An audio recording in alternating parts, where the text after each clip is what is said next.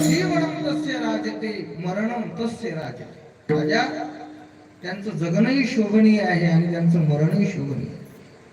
आपल्या महाराष्ट्रामध्ये आपल्या भारतभूमीमध्ये रामकृष्णादी परमात्म्याचे अवतार झाले, तसेच महापुरुषांचे देखील अवतार झाले, त्यांचे जन्म झालेले, त्यांचे अवतार झाले. महाराष्ट्रामध्ये तर साधू संतांचं उभं पीक आहे. आमचे गुरुजी म्हणायचे महाराष्ट्रामध्ये साधू संतांचं उभं पीक आहे.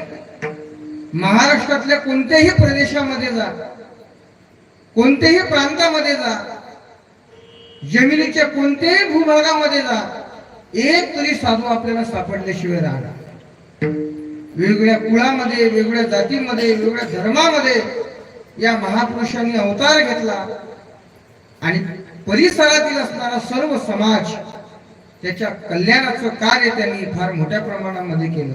आपल्या परिसरामध्ये, आपल्या या पुण्यवान असणाऱ्या भांगिरी गावामध्ये सद्गुरू श्री भाऊसाहेब महाराजांनी हेच कार्य केलं. समाज कल्याणाचं कार्य केलं, समाजाला सुखी बनवण्याचं कार्य केलं.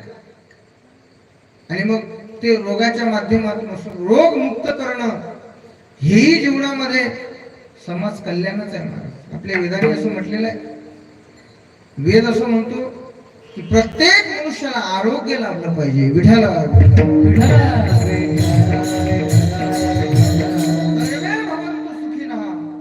सर्वे संतु निरामया, हे वाक्य आपल्या जीवनामध्ये ज्यांनी अंगीकृत केलं, समाजाचं कल्याण आपल्या जीवनामध्ये सद्गुरू श्री भाऊसाहेब महाराजांनी केलं. आणि म्हणून त्यांच्या पुण्यस्मरणाचा हा या ठिकाणी महोत्सव संपन्न होतो. या सप्ताहातील दुसऱ्या दिवसाची सेवा माझ्या वाट्याला, आजचा दुसराच दिवस आहे. महात्म्यांच्या या सत्संगामध्ये, कीर्तनामध्ये आपण साधू संतांचं थोडं जरी चरित्र आपल्या कानावरती पडलं तरी आपल्याही जीवनाचं कल्याण झाल्याशिवाय राहत. भगवंतांनी असं म्हटलेलं आहे, तेही प्राणा परवते आवडते मज निरुते, जे भक्त चरित्राते प्रशंसिते. भगवत भक्ताचं चरित्र थोड्याफार प्रमाणामध्ये जे श्रवण करतात, भगवंत म्हणतात ते मला भक्तापेक्षाही जास्त आवडतात.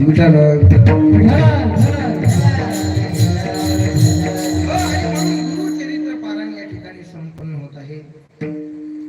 अगदी अल्प वेळामध्ये आपल्याला चिंतन सेवा करायची, थोडं विकू कमी करायचं. सेवेला घेतलेला अभंग श्रीमंत श्री जगद्गुरु तुकाराम महाराजांचा अत्यंत महत्वाचा, अत्यंत प्रसिद्ध असणारा सर्वांच्या पाठातील अभंग आहे.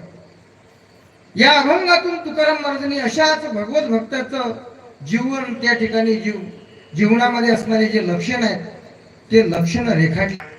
भक्त कोणाला म्हणतात त्याचाच विचार पूर्ण अभंगामध्ये आपण त्या ठिकाणी पाहणार आहोत. पण 6 लक्षणाचा विचार करायला लागलो तर आपल्याला 2 तासाचं कीर्तन पुरं पडणार. तुमची जर परवानगी असेल तर मग रात्रभर चालू ठेवतो. 6 लक्षणाचा विचार ऐकायचा असेल तर रात्रभर, तुमची जर परवानगी असेल तर आपलं कीर्तन चालू ठेवू.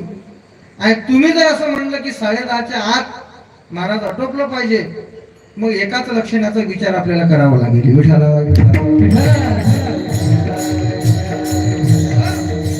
6 लक्षण पूर्ण अभंगामध्ये, परंतु पहिल्या चरणामध्ये पूर्वार्धामध्ये एका शब्दामध्ये तुकाराम महाराजांनी भक्ताचं त्या ठिकाणी एक लक्षण वर्णन केलेलं आहे.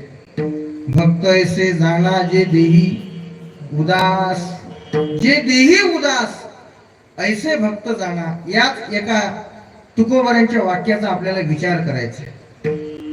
भक्ताच्या अंतरंग लक्षणाचा विचार तुकाराम महाराजांनी मांडला.